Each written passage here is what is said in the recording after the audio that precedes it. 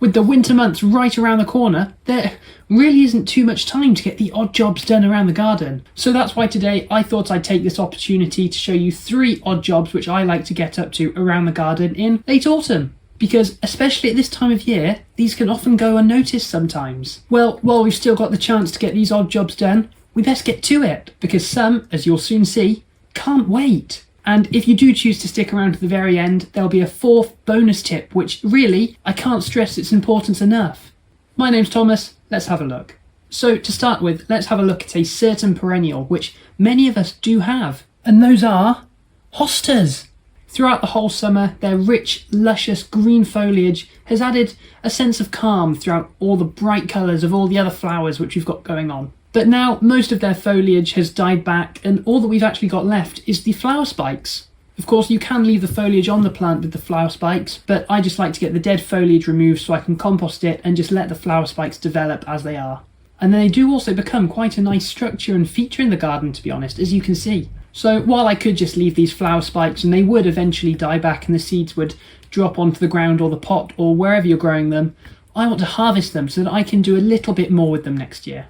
Which is why we need to collect the seeds. So if we take a little closer look at their seeds then, they're actually quite discreet. They almost look like little flecks of paper inside these little, almost pods. So how do you know when the seeds are ready to actually be harvested? Well, there are really 2 characteristics which we want to be looking out for. The first is that the seed pods feel quite dry to the touch, and the second is that they've gone quite brown. So if they're still green and quite fleshy on the inside, then they're not quite ready yet, and just leave them for a little bit longer. So to start with then, I'll just go around and collect all the pods off the plant and add them to a little bowl. But always remember, when we are germinating seeds, we're not always going to get a 100% germination rate, and especially if they're homegrown seeds, the germination rate can often be a little bit lower than shop-bought ones. So to try and compensate for this, take more seeds than you actually need, because, at the end of the day also, we're gardeners. We want to grow as many seeds as possible, even if we don't have the space to. Once we've collected all our seed pods then, we can just start to peel them open and you'll see the little black flecks inside, and this is what we want to save. So in terms of storage, you can either keep them in a paper packet or an airtight container. For me, I have more airtight containers, so I'll keep them in that. But the main objective of this is actually just to try and reduce the moisture level, because moisture is what can then lead to the fungus growing and the seeds going bad, which is definitely not what we want. So once we've labelled up the tubs, we can then put them on the shelf ready for next year and even the years to come, because if kept in the right conditions, these seeds will last for several years down the line. Right, that's the first odd job done, on to the next. One crop we've actually been able to put in the ground recently is some onions. And as you can see on mine, they've put their roots down and they've started to put up some green shoots, which is a very good sign. But one thing which you may not have considered, even at this slightly colder time of the year, is that there could be some unwanted pests around, which is not what we want. Of course, lots of insects obviously become more of a problem when there's a large population of them. So if there's only a couple, you can obviously deal with these by hand, just rubbing them off as you see them really. So if you really can't keep on top of them just by rubbing them off, we've got several options which we can use just to keep on top of them and make sure that they don't destroy our plants, because I don't know about you, I want some tasty onions next year. One of the solutions we can use is just some soapy water.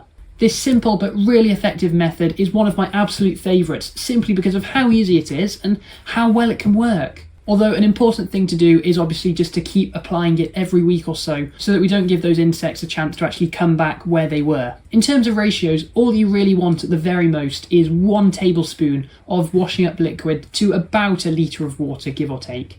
Ideally from the water butt, but we don't need to worry too much about that. Once you've done that then, you can just give your plant a light spray and keep on top of it really. Alternatively, you can of course use pre-made spray bottles where the ratios are already constructed and all the information which you'll ever need is on the back for all the different types of flies and plants. How brilliant is that? Although of course I'd always recommend, try and make your own first, because we want to save money, so why waste it on something which we can make fairly cheaply at home? Of course, if you don't want to use any washing up liquid or any pre-made bottles, you can of course just blast them with water.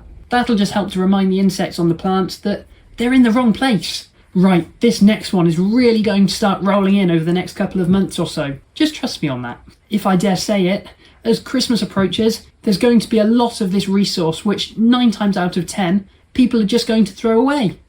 Cardboard! This is such a resourceful, multifunctional material which we can use in so many different ways in the garden, from making our own DIY plant pots, which we've done in a previous video, which there'll be a link to at the end, to what we're going to use them for today. One of my favourite ways of using cardboard at this time of the year, or really any time of the year, is just using it as a mulch over the beds. Whether it be that you cut small discs out of it to then sit it around plants, or just simply cut it into nice geometric shapes to place around your plants or over any unused parts of the beds, because it's actually very good at suppressing weeds and keeping other animals off it. Gosh, it's really good at that. Along with this, the material can also just be used as an additional item to go into the compost bin, because it's a really good source of carbon for it. However, of course, there is quite a lot of materials rich in carbon at this time of year, so if you don't want to overload your compost bins too much with additional carbon, just keep the cardboard separate for now and add it onto the beds next spring or summer when there's more green material going onto it. This will just help to keep the balance nice. And finally, of course, you can use the cardboard just to lay over the top of the compost bins, just to help trap in the heat and increase the rate at which the microorganisms decompose the organic matter. And you'll have nice fresh compost which you can use in faster times.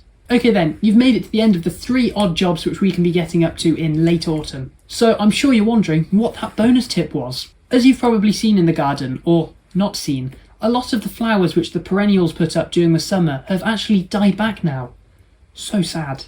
Anyways, you probably actually want to start preparing those perennials ready for winter by cutting back that foliage. But stop right there. There is a very important rule which you actually probably want to listen to, and that is that 9 times out of 10 for most perennials, you actually want to wait until the foliage has gone brown before you even start contemplating cutting it back. If we think about that for a second, all the green foliage suggests that there's still life in the plant, so the plant has still got all its energy in this green foliage. It hasn't retracted it down to the corms, such as with the Crocosmia here. So by cutting back that foliage, we're basically stripping the plants of all of the nutrients which it would have otherwise taken back into its corms to store for next year, ready to explode with growth then. So in simple terms then, by chopping the foliage back now while it's still green, we're basically stripping it of all its energy for next year. So it'll probably lead to poor flowering and probably poorer growth. So take a step back, chill, relax, let it do its thing. And next year, trust me, it'll thank you. Well then, it might be late autumn, but there are still plenty of odd jobs which we can be getting up to in and around the garden at this time of the year. Whether it be preparing the garden for the coming months or protecting it for next spring, there's a myriad of possible things which we can be doing. Well, I reckon that's about it then. So if you have enjoyed this one, please consider leaving a like on it and subscribing to the channel. And of course, if you did enjoy it, why not share it with a friend? It would really help me out. Thank you so much everybody for watching, and well, see you soon.